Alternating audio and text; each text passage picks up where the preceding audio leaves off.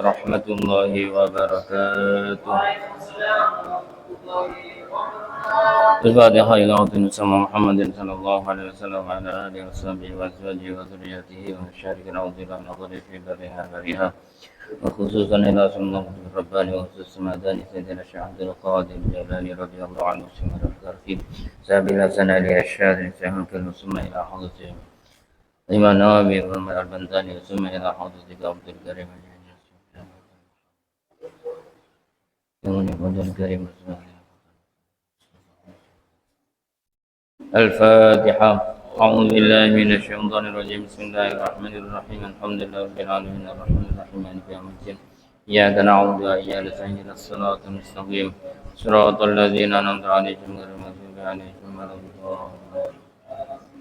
بسم الله الرحمن الرحيم. الحمد لله رب العالمين وبه نستعين على أمور الدنيا والدين. الصلاة والسلام على أشرف الأنبياء والمرسلين سيدنا مولانا محمد وعلى آله وصحبه أجمعين. قال المؤلف رحمه الله تعالى ونفعنا به وبعلوم سرعه في الدارين آمين. سبحانك لا علم لنا إلا ما علمتنا إنك أنت العليم الحكيم. رب اشرح لي صدري ويسر لي أمري واحلل عقدة من لساني يفقهوا قولي. يا فتاح يا عليم يا فتاح عليم افتح علينا فتحا قريبا. Alhamdulillah, malam hari ini kita dipertemukan oleh Allah Subhanahu wa taala masih dalam kajian tasawuf kitab Nasaihul Ibad karangan Imam Nawawi Al-Bantani yang malam hari ini nyampe pada maqalah yang ke-11.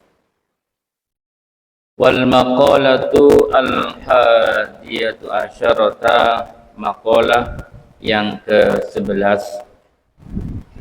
An ba'dil hukama ayil awliya, diceritakan dari sebagian al-hukama.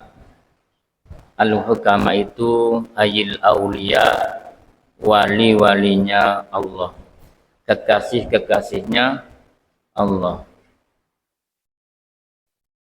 Isi dawuhnya la tahqiru az-dzunuba as-sighara ay la ta'udduha sigharan. Jangan meremehkan dosa-dosa kecil. Artinya dosa kecil itu ketika dilakukan oleh seseorang jangan diremehkan, alias jangan kemudian beranggapan itu bukan dosa. Senada dengan dawuhnya hukama ini, pengarang kitab Sulamut Taufiq ila mahabbatillahi ala tahqiq berkata, fi zamanina, di zaman beliau ketika mengarang kitab Sulamut Taufiq. Kitab Sulamut Taufiq itu kalau dihitung tahun hijriyahnya ini sekitar 125 atau hampir 130 tahunan pengarangnya. Sebab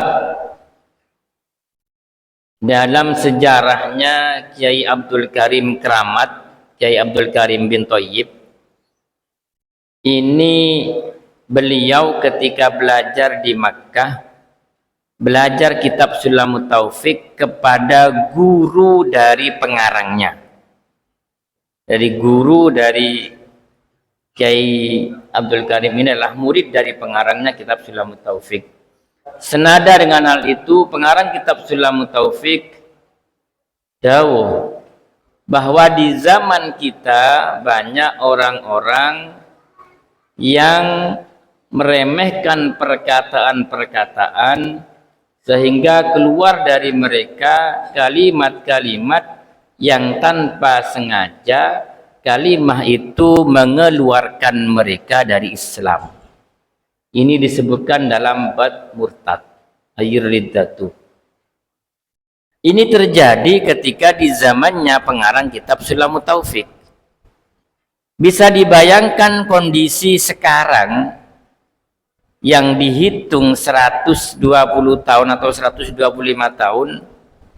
Bagaimana orang-orang sekarang? Tentunya dalam hal ini lebih parah daripada orang-orang dahulu.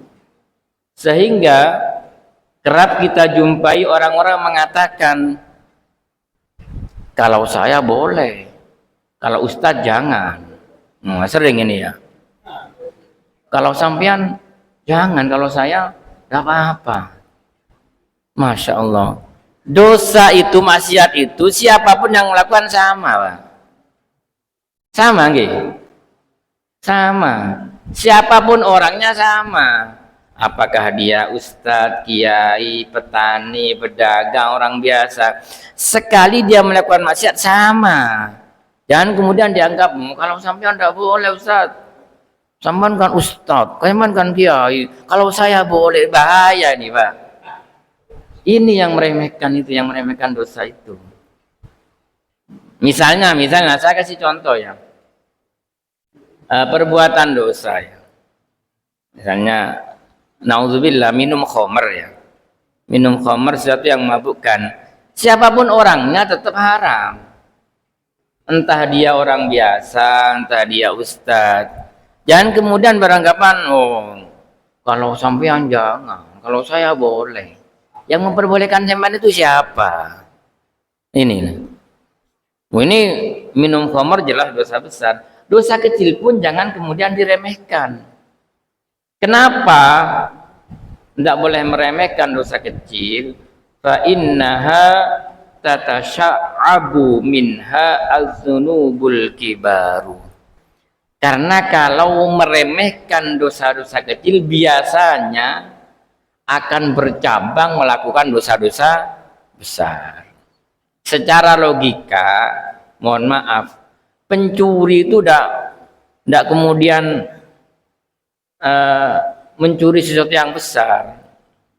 Ya, mencuri barang milik temannya, uang 5.000. Kemudian meningkat lagi, mencuri 50.000. Kemudian meningkat lagi mencuri ayam tetangga. Meningkat lagi mencuri kambingnya tetangga. Meningkat lagi mencuri sepeda motor. Bukan hanya mencuri, membegal sepeda motor. Awalnya mencuri uang 5.000. Ini dijelaskan di kitab, bukan saya ngomong ini. Fa innaha tatasya'abu minha az-dzunubul kibaru. Karena dosa kecil kalau diremehkan, kalau kemudian tidak dianggap itu dosa, kemudian diremehkan, biasanya akan merembet berbuat kepada dosa-dosa besar. Makanya jangan meremehkan dosa-dosa kecil. Juga wa aidon rubbama yakunu ghadabullahi ta'ala fi tilkas sighar. Jangan-jangan ketika melakukan dosa kecil yang diremehkan itu, disitulah kita mendapatkan ghadabullah. Cari wong Jawa bendune Gusti Allah. Kalau dosa yang tetap dosa, kecil pun dosa, besar apa lagi. Nah, di Indonesia itu kan lucu kan Pak ya. Kalau orang misalnya disuruh makan daging, makan babi itu kan enggak mau. Kenapa enggak mau makan daging? Haram ini. Jelas di Qur'annya sudah. Daging anjing kemudian darah itu jelas itu. Tetapi yang aneh ketika korupsi kok berani. Makan daging babi tidak berani, korupsi berani. Padahal nilai korupsinya jauh melebihi nilainya babinya. Misalnya kalau harga babi katakanlah 5 juta di Bali ya, yang dikorupsi 50 juta, 10 kali lipat dari harganya babi. Jadi kalau disuruh makan babi tidak mau, kalau korupsi uang yang nilainya 10 kali lipat dari harganya babi malah berani. Nah, ini kan aneh kan dia. Padahal sama-sama tidak boleh. Kenapa? Haram bab ini. Kalau uang korupsi, ya sama haramnya. Makanya jangan sekali-kali meremehkan dosa kecil, karena dari dosa yang kecil ini akan berkembang, bercabang menjadi dosa-dosa besar. Logikanya bagaimana? Ya, sampean saja coba. Sampean tiap hari mengumpulkan batu kecil, dikumpulkan tiap hari, dilempar di depan rumah tiap hari. Kira-kira 1 bulan jadi apa ini? Jadi tumpukan batu. Iya kan begitu. Batu kecil tiap hari ditaruh di depan rumah. Pagi hari ditaruh, sore hari juga naruh 2, besoknya 2. 1 bulan kira-kira jadi apa? Jadi tumpukan batu. Dosa pun begitu. Dosa kecil kalau dilakukan, kalau tidak segera ditobati, akan berkembang menjadi dosa besar dari yang kecil tadi itu. Nah, yang paling dikhawatirkan adalah ketika melakukan dosa kecil beserta meremehkannya, takut-takut menjadi ada ghadabnya. Bentune Gusti. Nauzubillah. Wal maqalah as-saniyatu asyarata. Maqalah yang ke-12. Anin Nabi sallallahu alaihi wasallam, dari Nabi sallallahu alaihi wasallam, la saghirata ma'al israri. La saghirata ma'al israri. Tidak ada dosa kecil kalau dilakukan terus menerus, sama dengan tadi melakukan tumpukan batu. Batunya kecil, iya kecil, tapi kalau tiap dilakukan lama-lama jadi besar. Fa innama bil muwazabati 'alaiha ta'zumu fatasiru kabiratan. Karena kalau dosa kecil dilakukan tiap hari akan menjadi besar. Kecil tapi dilakukan tiap hari menjadi besar. Wa aidan, dan juga annaha ala azmi istidamatiha tasiru kabiratan. Dan juga berniat terus melakukan dosa kecil itu di dalam hatinya juga terkandung nilai-nilai yang besar nanti jadinya. Kenapa? Fa inna niyatal mar'i fil ma'asi kanat maksiatan. Karena niat seseorang bermaksiat juga niatnya juga maksiat. Karena niatnya sudah niat jelek, maka melakukan sesuatu yang jelek niatnya juga jelek. Sebaliknya wala kabirata ma'al istighfari. Dan tidak ada dosa besar kalau dosa itu diistighfari, dimintakan ampun kepada Allah Subhanahu wa taala. Kita kenal dengan nama taubatun nasuha, taubat nasuha. Di dalam kitab Sulamut Taufik, cara bertaubat itu dijelaskan: 1, menyesal terhadap dosa-dosa yang telah dilakukan. Yang kedua, punya niat dan punya keinginan tidak akan mengulangi dosa itu lagi. Kemudian dalam hadis yang lain dijelaskan at-taibu minaz zambi kaman la zambalahu. Orang yang bertaubat dari dosanya sama dengan orang yang tidak punya dosa. Tetapi sebagian ulama ini kalau tidak khilaf dalam kitab Irsyadul Ibad itu mengibaratkan bagaimana orang melakukan dosa itu seperti paku yang dipakukan kepada kayu.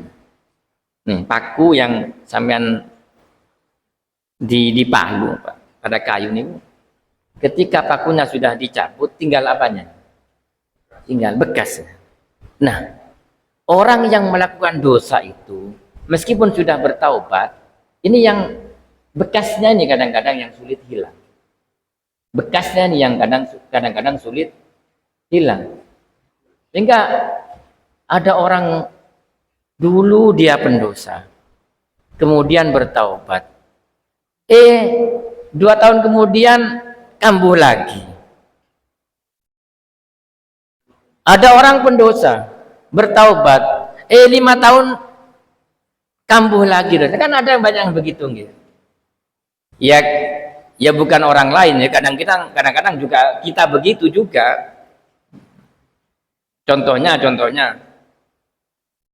yang sering kita lakukan lah. Kita sering mengakhirkan sholat, gitu ya. Itu kan tidak baik itu. Kemudian kita bertobat, datang awal ke masjid berjamaah, dapat 1 bulan, sholat asar hampir maghrib, ya sarib ya, asar hampir maghrib, kadang-kadang isya hampir subuh. Ini berarti hebat ini, sholat subuh dengan wudhunya isya. Ya karena memang sholat isya-nya hampir subuh ya. Subuh kurang 10 menit baru sholat isya. Ya Masya Allah ya, naudzubillah, saya itu pernah begitu ya, pernah saya itu ya. Dari perjalanan tidak sholat isya dulu, nanti ya jam 2 atau jam 3 sambil sholat tahajud. Subhanallah, subuh Pak ya. Ya Allah, saya keringetan waktu itu ya. Bangun subuh keringetan betul ini, tidak ada apa-apa keringetan. Ya Allah, saya belum sholat isya ini ya. Duduk begitu, ya Allah ya. Dosa awak-awakan ini ya. Sampai sekarang masih saya ingat itu dosanya itu Pak ya. Meskipun sudah beberapa tahun yang lalu itu ya. Dari perjalanan kesel ya. Jadi saya tidak sholat ya. Belum nantilah sholat jam 1, jam 2 atau jam 3 sekalian sholat tahajud. Namanya orang baru perjalanan kan kesel itu ya. Dan ternyata bangun-bangunnya sholatu wassalamualaikum, hampir subuh itu ya. Mau kejeding, udang ya. Ya Allah, menyesal betul itu. Ya Allah tuh sawawaan itu. Langsung keringetan itu Pak ya. Sampai sekarang saya tidak mau itu. Meskipun kesel ya opo, harus tetap langsung sholat. Teringat itu dulu ya. Berapa puluh tahun yang lalu. Mudah-mudahan jangan diulangi lagi ya. Ya diceritakan juga tidak boleh sebenarnya ini ya. Tapi mau ya apa lagi? Ndak ngaku yo sawangane koyo awak kapien ya. Sekali itu kurang ya. Insyaallah ya. Mudah-mudahan jangan terulang lagi nggih. Pun wala kabirata ma'al istighfari, dan tidak ada dosa besar kalau diistighfari, ayat taubati bisyurutiha, yaitu bertaubat dengan syarat-syaratnya. Orang-orang ahli tasawuf itu Pak,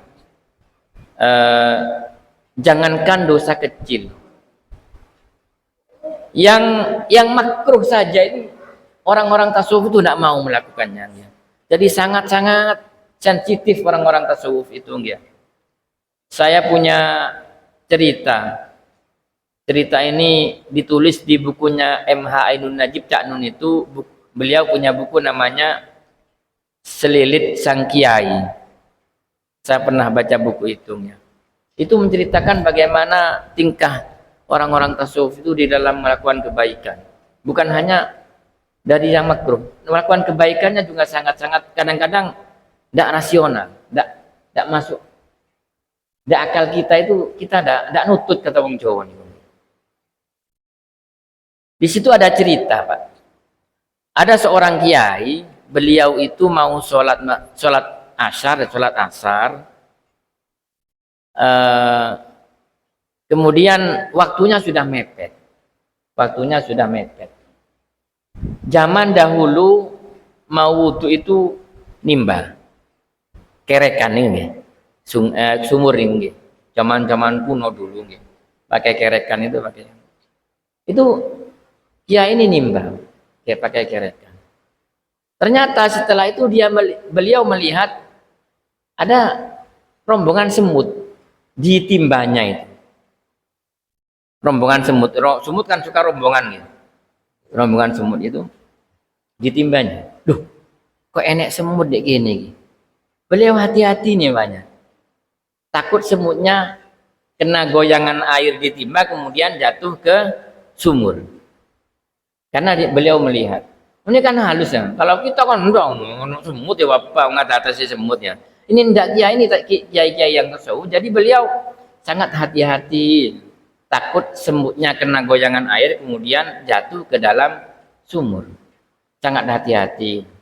Saking hati-hatinya tanpa sadar ini sudah azan maghrib. Mungkin lama ini ya.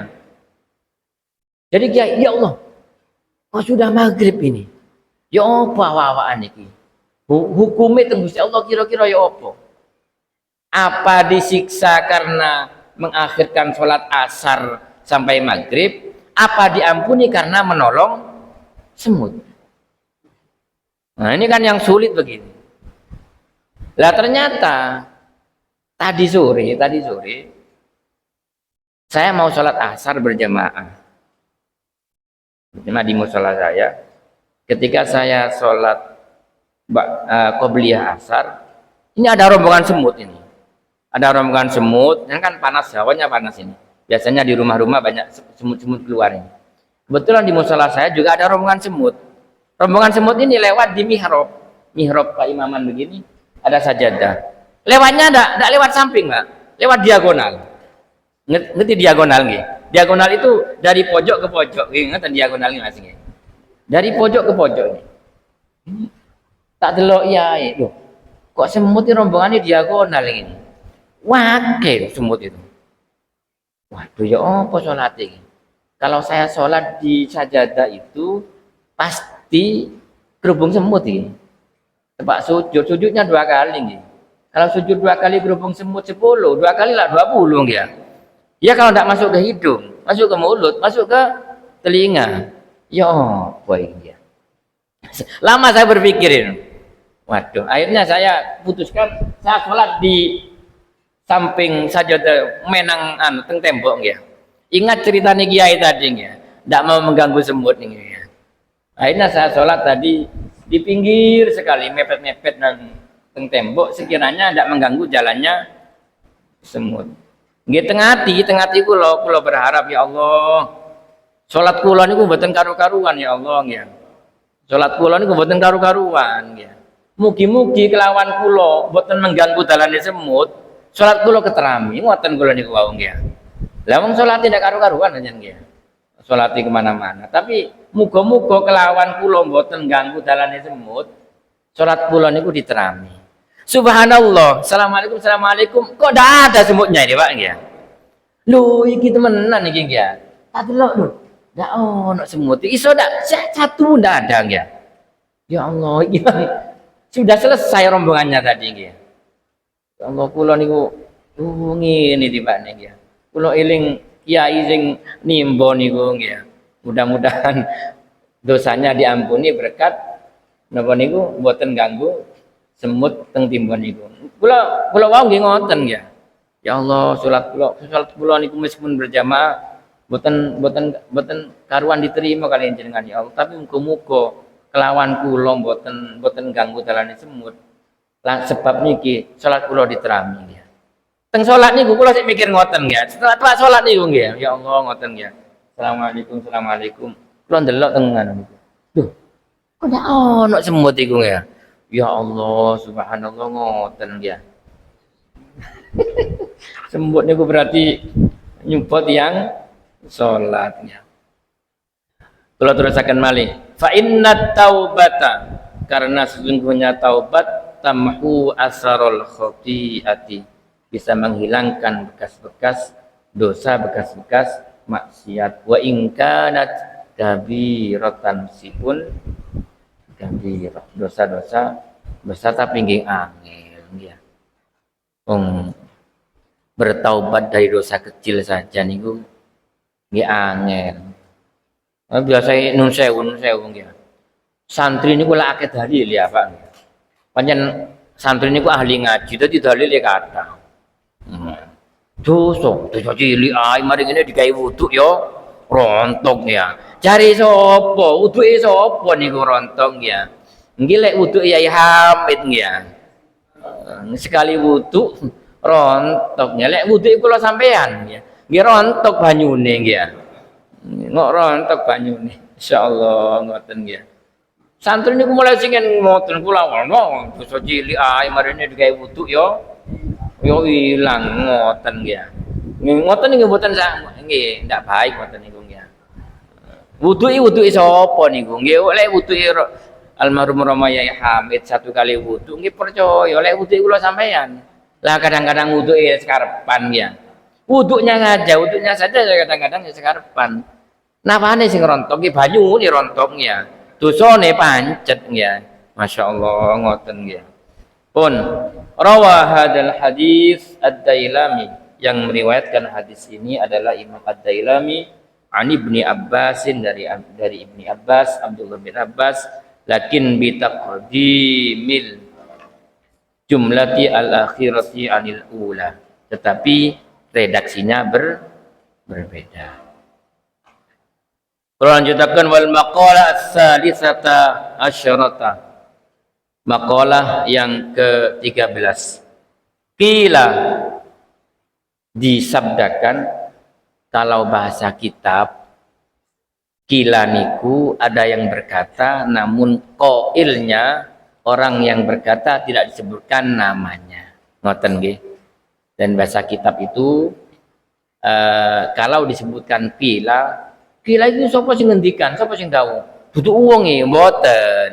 Qila niku ada orang berkata dawuh tapi tanpa disebutkan namanya. Tentunya sing dawuh nggih sanes kula jenengan. Ngoten lho. Lek jarine dulu lek di pondok niku kira ndak ketemu wong iki ndak sah iki mboten nggih. Kila niku den dawuhaken berarti ada ulama dawuh tapi tidak disebutkan namanya. Ngoten bahasa santri niku nggih. Sanes mboten enten sing dawuh ngoten nggih. Utawa sing dawuh niku tiyang sekarepan mboten nggih. Ono maneh sakniki usume tiang-tiang orang-orang napa niku lek jarene Gus Miftah niku sok-sok ustad, sok-sok kiai ngoten nggih. Artis baru tobat, baru hijrah sudah menjadi ustad nggih. Ngoten nggih. Lek eling niku kula wonten cerita lucu Pak nggih. Wonten cerita lucu tapi niki ada hikmahnya nggih, ada hikmahnya. Beberapa tahun yang lalu almarhum Gus Tuffah Jufri keramat niku, beliau karena relasinya orang-orang kaya, suatu saat beliau dapat undangan ke Malang. Ada teman beliau niku pingin nyelameti tiang sepai. Nah, lilin niku nggih, ngeholi niku. Nah, beliau mengajak beberapa ustadz teng pondok keramat. Niku sing cerita teng kula salah satu yang diajak niku. Jadi ceritanya niku Cik Sohe. Nah, karena dari yang cerita ke saya, jadi rawinya satu ya, Cik Sohe niku. Ketika nyampe di Malang, yaitu Fajufri sama ustadz ada 5 atau 4 orang ustadz niku. Di situ kumpul sama kiai. Wah, orangnya pakai surban gede surbannya ya. Dia sok ngatur ngoten. Ayo, ini menghadap barat semuanya. Karena kalau berdoa dan menghadap ke barat itu tidak diterima. Oh, jadi ini sopo ngoten ya.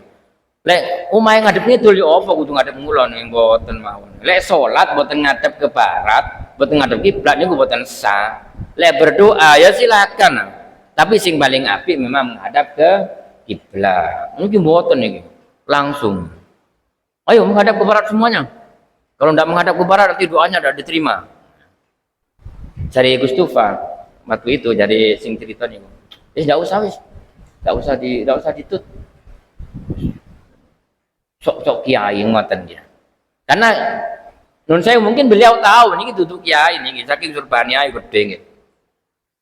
Giliran doa ini yang sing lucu Pak nggih. Giliran doa teng majemuk niku lak wonten anu nggih. Lek mayit laki-laki pakai domir hu, nah ngoten nggih. Kalau mayitnya perempuan pakai domir ha, niku kan aturan ilmu nahu cai sesuai. Lek hu niku muzakkar, ha niku muannas. Jadi peruntukannya biar jelas. Lek Allahumma fir lahu warhamhu wa'afihi wa'fu anhu. Tapi teng majemuk niku wonten hu wonten ha. Lah niki keranten boten ngerti nahwu ya. Hanya ketika doa dia baca nyekel kadek nyekel majmu' niku. Allahumma fir lahu ha ngoten ya. Jadi ke ustaz-ustaz niku guyu-guyu Bang ya. Wah, iki ustaz petakilan iki ya. Ndak ngerti ilmu nahwu ya. Allahumma fir lahu ha warhamhu ha wa'afihi ha wa'fu anhu ha ngoten ya. Dadi sepanjang doa niku ustaz guyu-guyu kabeh ya. Wah, ini ndak ngerti ilmu nahwu masyaallah ya. Ngoten niku pun. Nauzubillah min dzalik, mudah-mudahan kita semua diselamatkan dari hal seperti itu ya. Ilmu-ilmu kita juga bersanad kepada guru-guru kita ya, insyaallah guru-guru kita sanadnya menyambung kepada gurunya kepada Rasulullah sallallahu alaihi wasallam. Dan mudah-mudahan anak-anak kita sakit nggih dipondokaken nggih atau belajar ilmu agama kepada guru yang jelas nggih. Cek napa ya ilmune cek jelas, sanate jelas. Alhamdulillah niki hari Ahad yang lalu presidennya dilantik. Lu kok omong presiden didongaaken mawon ya. Ojo jangan suka mencaci maki pemimpin ya. Siapapun presidennya ya presiden kita semua ya. Lah kula mboten nate ngoten Pak ya. Kaono oleh ya. Yang kedua, 1 bulan lagi ini tanggal 27 ya. Kita akan pemilihan bupati dan wakil bupati. Siapapun yang dadi ya tetep wong Pasuruan bupati ini sampeyan ya. Sekali lagi jaga kerukunan, jaga persaudaraan, ngojok mergo niku sampeyan tukaran rugi, ndak oleh apa-apa oleh dosa. Sing dadi enak nggih, sing dadi sinten ya sing nyalon duduk sampeyan nggih. Sampeyan tukaran. Yang kadang-kadang sama istrinya saja ndak beda pilihan nggih. Aku tetep anu Mas, tetep sing iko Mas. Pokok-pokok tetep sing iko wis, gak iso dianu. Ya apa wis. Sampeyan lek tukaran karo bojone mergo pilihan sampeyan, ya rugi dhewe ya. Iso-iso bojo sampeyan ngambul muling ya. Mergo pilihan ya. Kita doakan semoga Pasuruan, Indonesia, Jawa Timur niki aman meskipun pilkada serentak, amin ya rabbal alamin. Mekaten ingkang saged kula aturaken insyaallah teng Pak Daisak nanti di rumah ada acara ya. Acara rutinan apa niku? Rotipan sama istighosah. Al-Fatihah. A'udzubillahi minasyaitonir